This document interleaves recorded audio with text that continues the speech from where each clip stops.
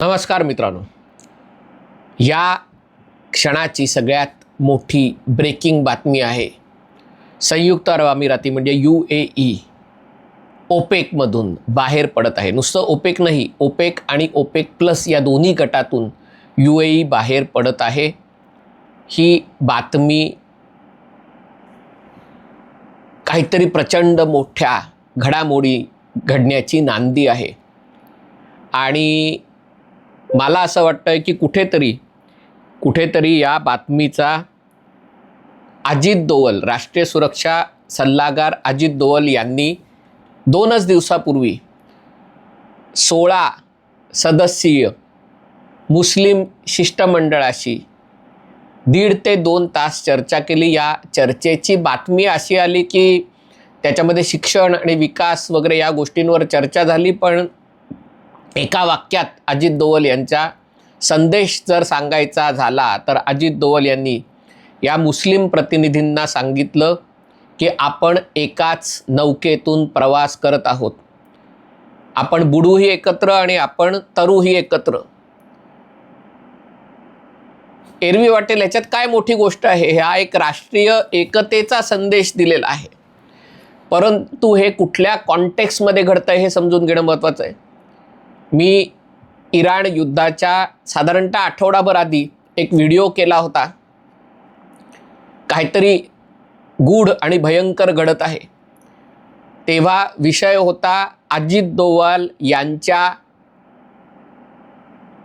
एका मुस्लिम धर्मगुरूंना, 94 वर्षाचे ते आहेत, केरळमध्ये आहेत, त्यांच्याशी अजित दोवल यांची भेट झाली होती. कांतापुरम काहीतरी त्यांचं नाव आहे. आणि तेव्हा मी अशी शक्यता वर्तवलेली की याला कुठेतरी सौदी अरेबिया आणि UAE यांच्यातल्या शीतयुद्धाचा काहीतरी किनारा आहे, पार्श्वभूमी आहे. आज माझी शंका अधिक दृढ झाल्यासारखं मला वाटत आहे. मी काही कुठलाही दावा केलेला नाही आहे, कारण मीही एक विद्यार्थी आहे. तुम्ही म्हणाल या सगळ्याचा UAEच्या ओपेकमधनं बाहेर पडण्याच्या निर्णयाशी काय संबंध, आणि UAE ओपेकमधनं बाहेर का पडत आहे? ओपेक या गटाची स्थापना 1967 साली झाली. म्हणजे इस्रायल आणि अरब देशांमध्ये युद्ध झालं आणि त्या युद्धामध्ये, ज्याला 6 डेज वॉर म्हटलं जातं, 6 दिवसात इस्रायलने 5 अरब देशांचा धुवा उडवला, पराभव केला. इस्रायलचा आकार मुळात जेवढा होता त्याच्या तिप्पट आकार इस्रायलचा, एका देशाचा आकार तिप्पट झाला. आणि त्यानंतर आखाती अरब देशांनी एकत्र येऊन इस्रायलला आणि इस्रायलला पाठिंबा देणाऱ्या पाश्चिमात्य देशांना धडा शिकवायला ओपेक संघटना स्थापन केली. तेलाचा शस्त्र म्हणून वापर करायला सुरुवात केली. सुरुवातीला ओपेक हे फक्त आखाती अरब देशांपुरती मर्यादित संघटना होती. पुढे ओपेक प्लसमध्ये इतरही तेल उत्पादक देश जगातले त्यांचा त्याच्यामध्ये समावेश झाला. UAE या ओपेकचा संस्थापक सदस्य होता. अर्थात तेव्हा UAE अस्तित्वात नव्हता, कारण UAEला स्वातंत्र्य 1971 साली मिळालं. ओपेक स्थापन झाला 1967 साली. तेव्हा अबुधाबी जे UAEचे जे 7 अमिराती आहेत त्यातली सगळ्यात महत्त्वाची, सगळ्यात मोठी अमिराती अबुधाबी त्याच्यामध्ये सहभागी झाली होती. पुढे जेव्हा या सगळ्या अमिरातींचा मिळून संयुक्त अरब अमिराती म्हणून देश तयार झाला, ब्रिटिशांच्यापासून त्यांना स्वातंत्र्य मिळालं, तेव्हा संयुक्त अरब अमिराती त्याचा भाग झाला. ओपेकची गरज काय आहे, तर हे जे सगळे 40% तेल पुरवठा करणारे देश आहेत. पूर्वी तर ओपेकचा वाटा त्याच्याहून खूप जास्त होता. आता अमेरिका जगातला सगळ्यात मोठा तेल उत्पादक देश झाल्यामुळे ओपेकचा वाटा 40%वर आला. रशियाही पूर्वी एवढा मोठ्या प्रमाणावर तेल निर्माण करायचा नाही, जे रशियाही करायला लागला. पण आत्ता ओपेक 40% तेल जगातलं उत्पादन करते. आणि हे देश एकत्र राहिले तर तेलाच्या किमती स्थिर राहण्यास मदत होते. तेलाच्या किमती आपण बघितलं आहे, कोविड काळात $20, खरं तर $0 इतकी किंमत आलेली, कारण तेल साठवायची क्षमताच जगातली संपली होती आणि तेल हे अशी गोष्ट आहे की ज्याचं उत्पादन तुम्ही थांबवू शकत नाही. थांबवलं की तेल उत्पादन प्रकल्प आहेत ते नादुरुस्त होतात आणि त्यामुळे तेल प्रकल्प बंद करण्यापेक्षा फुकट तेल देणं आणि कधी कधी तर मी तुम्हाला पैसे देतो पण हे तेल साठवा, अशा गोष्टींवर तेल विकलं गेलेलं होतं कोविड काळामध्ये. नंतर जेव्हा कोविड काळातच परिस्थिती जराशी सुधारली, अचानक तेलाचे भाव $120 पर्यंत गेले. आत्ताच्या युद्धाच्या काळामध्ये पुन्हा तेलाचे भाव $111 इतके आहेत. आणि त्यामुळे तेलाच्या किमती स्थिर राखायच्या. तर कशा स्थिर राखायच्या की ओपेक वेगवेगळ्या देशांना कोटा ठरवून देतं की तू किती तेल उत्पादन करायचं, मी किती करायचं, यांनी किती करायचं, त्यांनी किती करायचं. संयुक्त अरब अमिराती ओपेकमधला तिसरा सगळ्यात मोठा तेल उत्पादक देश आहे. सगळ्यात जास्त तेल सौदी अरेबिया उत्पादन करतं, मग इराक करतं, मग UAE करतं. अर्थात इराणकडेही खूप मोठ्या प्रमाणावर तेल आहे, पण इराणमध्ये गुंतवणूकच झाली नसल्यामुळे त्यांची तेल उत्पादन करण्याची क्षमता मर्यादित आहे. आणि योगायोगाची गोष्ट म्हणजे आजच आखाती अरब देशांची, ज्याला GCC म्हणतात, गल्फ कोऑपरेशन काउन्सिल, त्यांची बैठक झाली. यात UAE अतिशय महत्त्वाचा सदस्य आहे, पण ही घटस्फोटाची घोषणा त्यांनी या GCCच्या बैठकीत केली. ही GCCची बैठक का महत्त्वाची आहे? कारण काल परवा 2 दिवसामध्ये इराणचे परराष्ट्र व्यवहार मंत्री सईद अब्बास अराक्ची, सईद ही पदवी असते, सय्यद अराक्ची, पाकिस्तानला येऊन गेले, मग ओमानला गेले, पुन्हा पाकिस्तानला आले, तिकडनं पुन्हा ते रशियाला गेले. रशियात त्यांची आजच रशियाचे अध्यक्ष व्लादिमीर पुतीन यांच्याशी भेट झाली. पुतीन यांनी इराणला आश्वस्त केलं की आम्ही तुमच्यासोबत आहोत.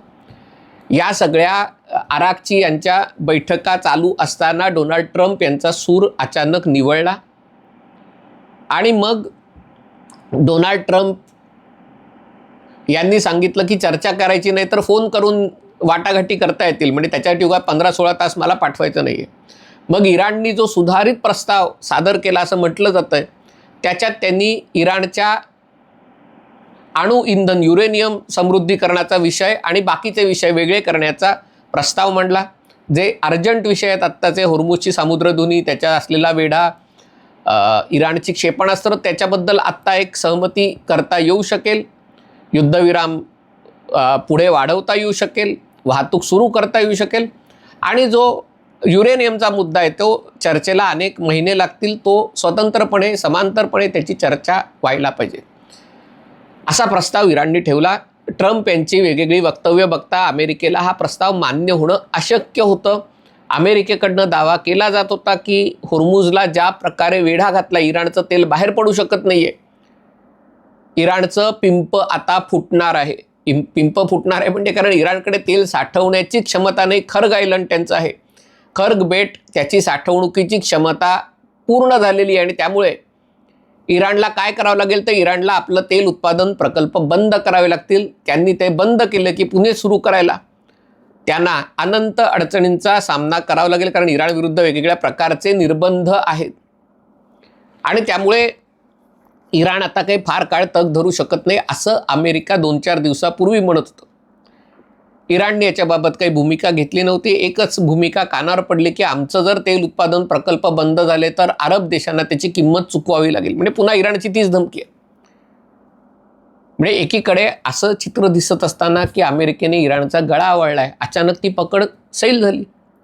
ती आता अराक्ची यांच्या रशिया भेटीमुळे सैल झाली का? इराण स्पर्धेत राहावा, इराण खेळात राहावा अशी कुठेतरी सौदी अरेबियाची इच्छा आहे.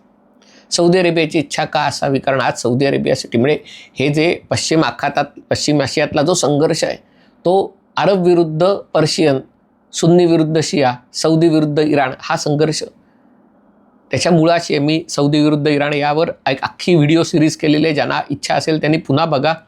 5-6 व्हिडिओ केलेले आहेत आणि हे या मुळाशी होतं. पण आता परिस्थिती बदलते. आता असं मला जाणवतंय, आता संयुक्त अरब अमिराती आणि सौदी अरेबिया यांच्यातलं जे कलह आहे ते कलह आता तो वाढू लागलेला आहे पुन्हा. आणि सौदी अरेबिया अशा प्रकारचाही विचार केल्यास मला आश्चर्य वाटणार नाही की ज्या इराणला ते संपवायला निघाले त्याच इराणला जिवंत ठेवून UAEवर कुरघोडी करता येईल का? महाराष्ट्रातही एक पक्ष संपणार होता, आठवत आहे ना? तो कसाबसा शिल्लक राहिला. पण आता तो शिल्लक पक्ष शिल्लक ठेवण्यासाठीच राजकारण घडतंय का, अशी चर्चा इकडचे चहा बिस्किट पत्रकार करतायत. तुलना करत नाहीये, पण राजकारण इकडचं असो किंवा तिकडचं असो, त्याच्यामध्ये अनेक गोष्टी सारख्या असतात. आणि त्यामुळे ट्रम्प यांची भाषा बदलली, सूर बदलला. मला असं वाटतं त्याच्यामध्ये सौदी, कतार यांचा पडद्यामागचा, कारण मशीनमध्ये पैसे टाकण्यात हे दोन्ही देश तरबेज आहेत. आणि ट्रम्प तात्यांचं मशीन पैसे टाकले की टाळ्या वाजवतं. जो पैसे टाकेल त्याच्या बाजूने टाळ्या वाजवते, कारण त्यांना फक्त पैशाशी देणं घेणं आहे. आणि त्यामुळे अमेरिकेचा सूर बदललेला आहे. मी याच्या आधीही व्हिडिओ केला होता, तुम्ही बघू शकता. वॉल स्ट्रीट जर्नलमध्ये एक लेख आला होता.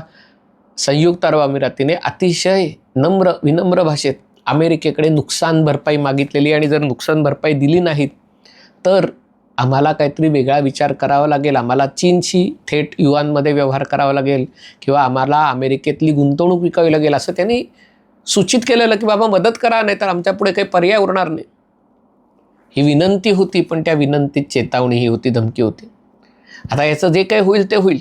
मी काही भविष्यवेत्ता नाही आहे, मी स्वतः असं काही दावा करत नाही की मला सगळं स्पष्ट दिसते, अजिबात नाही. पण मला एक गोष्ट असं दिसते की आखातातलं युद्ध जेव्हा थांबेल तेव्हा सौदी आणि संयुक्त अरब अमिराती यांच्यातला सुप्त संघर्ष पुन्हा एकदा तीव्र होईल. UAE ओपेकमधनं बाहेर पडली आहे, कारण UAEची भूमिका तीच. 1-2 पानी पत्र त्यांनी प्रसिद्ध केलं आहे. पण त्याच्याचा अर्थ असा आहे की एकदा हे युद्ध थांबलं की तेलाचे भाव कोसळतील. तेलाचे भाव कोसळले की त्यातनं पुन्हा एकदा आखाती अरब देशांना, ओपेक देशांना ते म्हणतील की आता आपण तेलाचं उत्पादन कमी करूया आणि भाव वाढवूया. तर UAEची भूमिका अशी आहे की आता आमची अर्थव्यवस्था ही डायव्हर्सिफाईड आहे, ती फक्त तेलावर, नैसर्गिक वायूवर अवलंबून नाही आहे. आणि त्यामुळे आम्हाला 10 अरब देशांमध्ये जे काही ओपेक आणि ओपेक प्लसचे देश आहेत त्यांच्यानुसार आम्हाला आमचं धोरण ठरवायचं नाही आहे. आमच्या देशाच्या राष्ट्रीय हिताच्या दृष्टीने आम्हाला आमचं धोरण ठरवायचं. म्हणजे एका प्रकारे संयुक्त अरब अमिराती भारतासारखं, की आम्ही या गटात नाही, आम्ही त्या गटात नाही होत, आम्ही आमच्या राष्ट्रीय हिताच्या गटात होतो. आमच्या जिथे आमचं राष्ट्रीय हित असेल तिथे आम्ही करू. दुसरी बातमी जी प्रसिद्ध झाली ती म्हणजे इस्रायलनी स्वतःच्या देशात गरज असतानाही आयरन डोम जी प्रणाली आहे, जगातली अत्याधुनिक प्रणाली आहे, जी फक्त अमेरिकेला आत्तापर्यंत त्याने दिली, ती प्रणाली इस्रायलनी युद्ध चालू असताना संयुक्त अरब अमिरातीला दिली. आणि ती प्रणाली चालवायला सैनिकही दिले. म्हणजे इस्रायलचे सैनिक संयुक्त अरब अमिरातीमध्ये, दुबईमध्ये, अबुधाबीमध्ये राहून इराणचे हल्ले परतवत होते. बघा, ही किती प्रचंड मोठी क्रांती आहे. ज्या इस्रायलला एकटं पाडायला ओपेक तयार करण्यात आलं, त्याच्यात संयुक्त अरब अमिराती, इराण होतं, सौदी अरेबिया होती.